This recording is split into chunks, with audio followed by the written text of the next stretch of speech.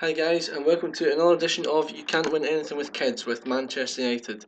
Now, last game you guys saw was against Ludogorets. Since then, we've played 4 games, which I'll catch you up on just now before we get into today's live com, which is Fiorentina in the Champions League.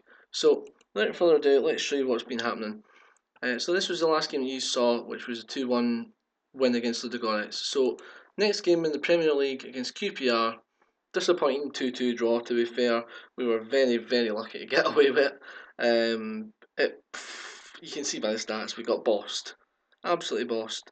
Good news was assists from both McInally and McMullen, so the fullback's clearly working well in this system that we've got going, with them being the primary source of attack, really down each flank. So that was an average game, to tell you the truth. It had pluses and minuses. So then we went on to Newcastle at home, and we won this 3-2. Now we did well enough. Didn't really. The stats don't really tell it all. We did well. Most of the chances were for us that we saw. But just obviously not very good shots, to be fair.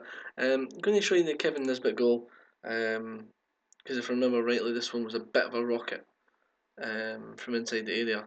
So I'm just showing you this because the guy's back amongst the goals. Yep, bang, there you go. Smash. Pass back to him by Smalling. That's his 6th goal of the season. That's fantastic. So that was set us on our way to a very nice victory. So we'll take that any day of the week. Next up was the Champions League against Schalke. This was a crazy game. We were 1-0 down, then we went 2-1 up with 2 goals for Higuain. Klaas-Jan Huntelaar scored in the 70th minute. We went straight up the park and Lavezzi scored in the 71st. So, absolutely delighted to come away with a point, because according to the news article, we actually qualified for the next round with that. I don't know how that happened, but we apparently did. I'll show you the table in a minute. So nothing really much else to say about that game. So on to the Aston Villa game. 1-1 draw, not as bad as it might sound, because Villa are of course flying this season. And we've obviously got a couple of injuries. Varane's just coming back from holiday. We got Penrice in there because McMullen's injured. Pogba was making his return. There's guys coming back all the time. So just want to show you the Lavezzi goal, because this was obviously 2 minutes into injury time, which saved a point. Set up by Matthew McInally. Now, what I want you to notice here is the confidence this young lad's got now, since he's been playing in this team. Watch this. Bannigan out to McInally. And watch what he does. Straight down the wing, straight past the guy, whipped in cross, goal. Now, at the start of the game, he wasn't doing that. You've not changed his instructions or anything. He just wasn't doing that because he didn't have the confidence, in my opinion, to do that. But you'll notice that I played David De Gea here. That was really just because I wanted to give them the respect they deserve for being that far up the league.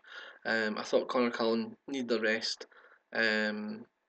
He is back in for today, but he's played a lot of games this season, which is great. It's brilliant for him.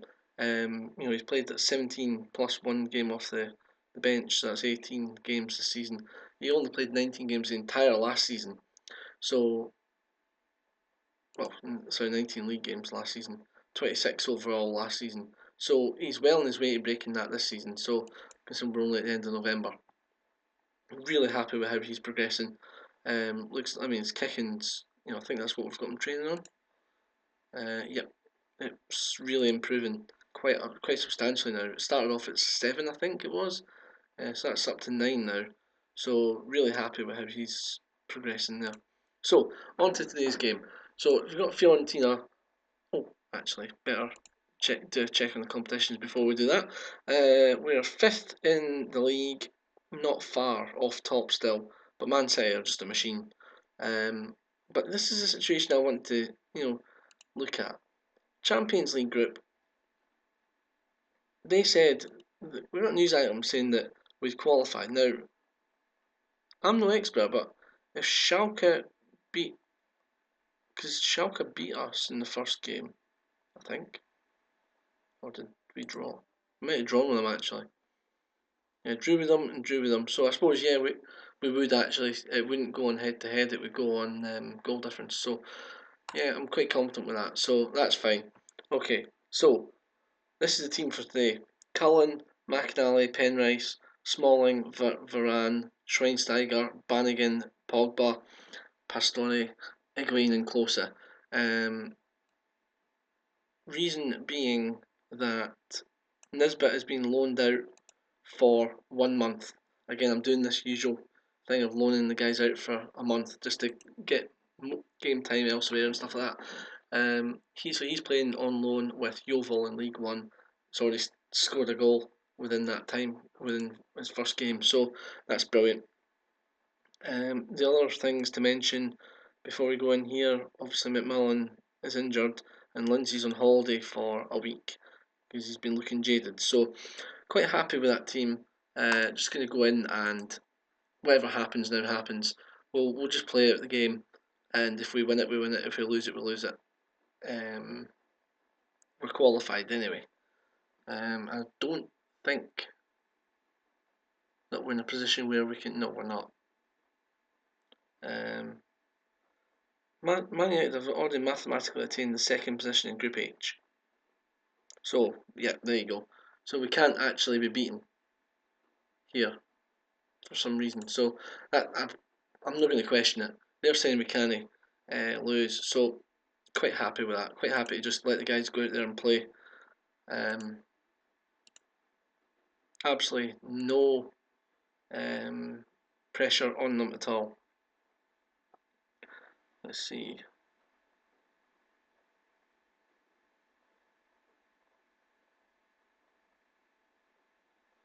I'm just wanting to say. Okay, I'll say calmly. Avenge what happened last time. That'll do. Nothing major needs said. Let's just go at it. So as I say, I mean, quite happy to be through the next round. Um, from a group that started off like looking like it was going to be pretty okay, but then the first couple of games really didn't do me any good. Didn't fill me with confidence. So we'll see who we can get in the next round. Because I mean, there's a lot of big teams still in it. We're finishing second in our group, so that means that we'll probably be playing. Well, we will be playing whoever won the other groups. So again, that proves it's a bit more difficult for progress to the next round. But we'll see. And here's Closa, and it's a good save. Now, the one thing I did want to mention also was the league. Um, for some reason, I don't know, maybe I'm just picking up on what I said the last episode, in that the board actually want us to win the league, whereas I thought it was just finishing the UEFA Champions League qualification spots. So that's a little bit more pressure, but they seem happy enough with how we're performing anyway. I mean, we can't win the league every year. I mean, that's no team wins it every year. The English Premiership, it's never one team running away with it every single season. So if we take our turn, one every 3 years or whatever, I'm quite happy with that. I'm sure the board will be too. As long as we're competitive up that sort of top end of the division. What a ball! Big line. It's poor. But what a ball by Pogba that was. He's being spraying the passes about now. McAnally, what can you do? Oh, unlucky. Pastore, hits the bar. Well, I mean, what I have been doing with a couple of the players, like Pogba, I've been training them to try and get as many 20s as I can. So just the things that he's on like 18 and 19 for, I've been specifically training them on those areas so that I can try and get them to 20 out of 20 in that area. So that'll be an exciting thing to keep mindful of, is that we're looking to try and get these guys as good as possible, and that includes the guys that are like Schweinsteiger, Pogba, Pastore, Higuain. We're trying to make these guys invincible. Basically, we're wanting.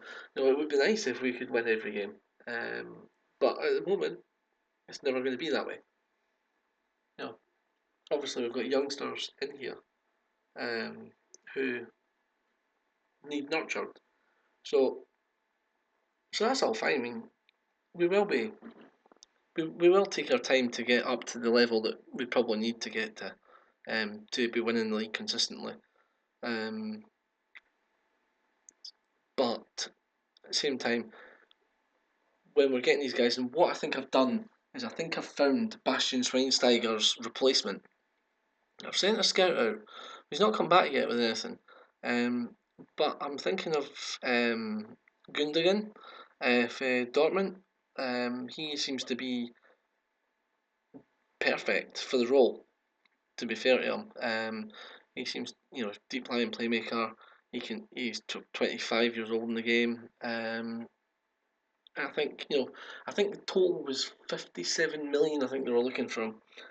So I'm thinking I might actually just bid that and bring him in, bed him in, as Schweinsteiger's beginning to get that little bit older, just to see what we can do really.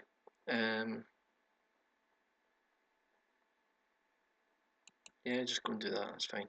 Since we can't actually mathematically lose, I think what I'll do is I'll actually replace a couple of players. And if we lose the game, we lose the game. I'm not actually that fussed. Jordan Layton's going to come in. That'll be an interesting one. And I think I'll bring on Lavezzi as well, because he's been complaining about game time. Yeah, no, I won't actually. I won't. I'll bring on Martin Crane, the youngster. Just give him a game. It can't do any harm. And if we lose the game, we lose the game. I'm not gonna cry about it. Not when we're already qualified.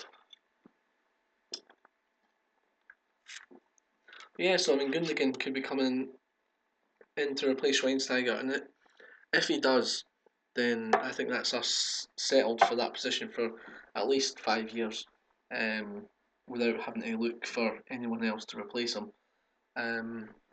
Which for me would be great, because we're getting to the point there when Raphael Varane, I mean, he'll be centre back for a long, long, long time with Liam Lindsay, which is brilliant. Pogba, he'll be in midfield for a long, long time with Bannigan. Higuain's still got a good couple of years in him before I have to start thinking about getting a new striker in to partner on this bit. So, realistically speaking, I think that this has got the legs in it with that transfer with Gundogan. So, oh dear, oh, what a save, Connor Cullen! Get in there. We needed that. I mean, if we managed to get a draw out of this for somehow, I don't know how, but especially with the kids that we've put on.